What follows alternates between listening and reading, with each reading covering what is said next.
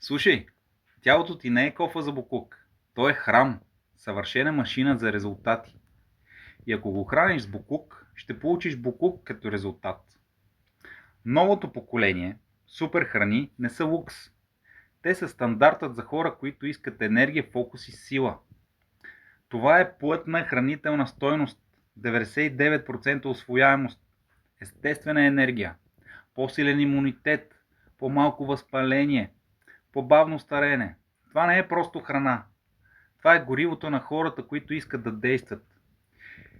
И ако ще действаш, задай си въпрос.